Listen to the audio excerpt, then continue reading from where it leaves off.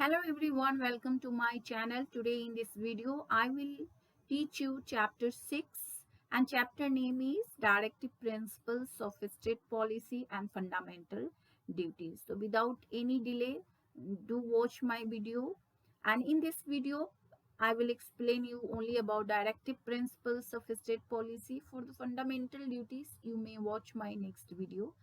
So let's begin it. In the last two chapters, we studied the fundamental rights guaranteed by our constitution.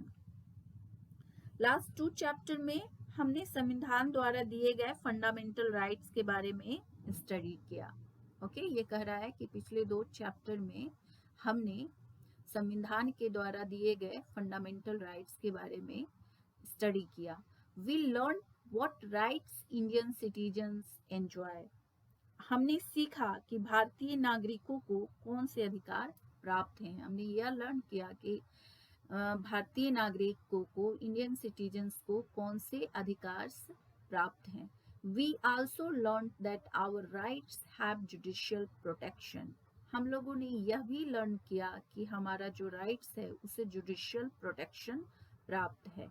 With this background, we shall now understand what the directive principles of state policy are. इस पृष्ठभूमि के साथ इस पृष्ठभूमि के साथ अब हम समझेंगे कि स्टेट के नीति निर्देशक सिद्धांत क्या हैं, मतलब स्टेट के डायरेक्टिव प्रिंसिपल्स क्या हैं. Directive principles of state policy. What is the directive principles of state policy? Let's learn. The Constitution has given instruction to the state about what policies it should undertake to achieve the goals expressed in the preamble. यहाँ पर यह कह रहा है कि हमारा जो constitution है उसने राज्य को मीन्स स्टेट को यह इंस्ट्रक्शन दिया है कि प्रियम्बल्स में व्यक्त लक्ष्यों को, व्यक्त गोल्स को अचीव करने के लिए उसे कौन सी पॉलिसीज अपनानी चाहिए. This is in the nature of giving directives और गाइडलाइंस. और जो ये इंस्ट्रक्शंस हैं, ये जो पॉलिसीज हैं, वो गाइडलाइंस और डायरेक्टिव्स के रूप में के नेचर में है. Hence they are called as directive principles of state policy. इसलिए इसे directive principles of state policy कहा जाता है. इसलिए इसे राज्य के नीति निर्देशक तत्व कहा जाता है. Some important directive principles of state policy. Now will understand what are the some important directive principles of state policy. 1. The state should secure adequate means of livelihood to all citizens without any gender discrimination.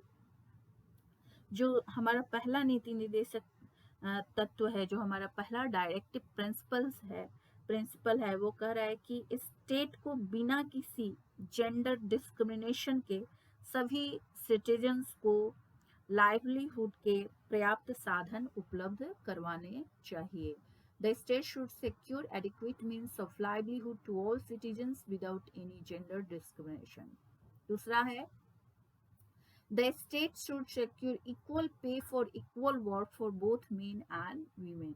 जो हमारा state है वो state को main and women दोनों के समान काम के लिए समान सैलरी मीन्स इक्वल सैलरी सुनिश्चित करना चाहिए. The state should secure the improvement of public health. It means that राज्य को सार्वजनिक स्वास्थ्य में सुधार सुनिश्चित करना चाहिए. The state shall endeavor to protect and improve the environment and safeguard the forest and wildlife of the country.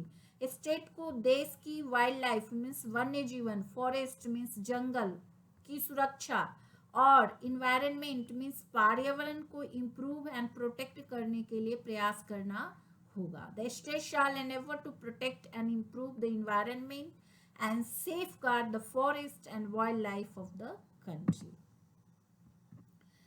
The state shall protect all monuments of historic interest and national importance. तो ये यहाँ पर कह रहा है कि राज्य को national importance and historic interest के मोनूमेंट्स में स्मारक को प्रोटेक्ट करना होगा. नेक्स्ट है the state shall promote with special care the educational and economic interest of the weaker sections of the people specially the schedule caste and tribes. Okay, तो यहाँ पर ये कह रहा है कि राज्य कमजोर वर्गों विशेषकर अनुसूचित जातियों और जनजातियों के शैक्षिक और आर्थिक हितों को विशेष सावधानी के साथ बढ़ावा देगा. Next है the state shall offer public assistance to citizens in case of unemployment, old age and sickness, etc. राज्य बेरोजगारी, वृद्धावस्था, बीमारी आदि के मामले में नागरिकों को सार्वजनिक सहायता प्रदान करेगा. The state shall offer public assistance to citizens in case of unemployment, old age, sickness, etc. The state shall secure a uniform civil code applicable to the entire country. It means that राज्य पूरे देश में लागू एक समान नागरिक संहिता को सुरक्षित करेगा. The state shall secure a uniform civil code applicable to the entire country. We cannot go to the courts if a directive is not implemented by the government. We can put pressure on the government in various ways to make a policy in order to meet these goals. तो ये यहाँ पर ये कह रहा है कि अगर गवर्नमेंट डायरेक्टिव प्रिंसिपल को इम्प्लीमेंट नहीं करती है तो हम कोर्ट नहीं जा सकते हैं. ओके, बट हम लोग गवर्नमेंट पर वेरियस वे में प्रेशर डाल सकते हैं डायरेक्टिव प्रिंसिपल्स के जो गोल हैं, जो पॉलिसी है, उसको इम्प्लीमेंट करने के लिए. Okay, so here I finish this session. I hope that you like my teaching, and if you like it then please subscribe my channel, press the bell icon for notification, like the video and share with your friends. Thank you for watching and listening to me. Thank you very much.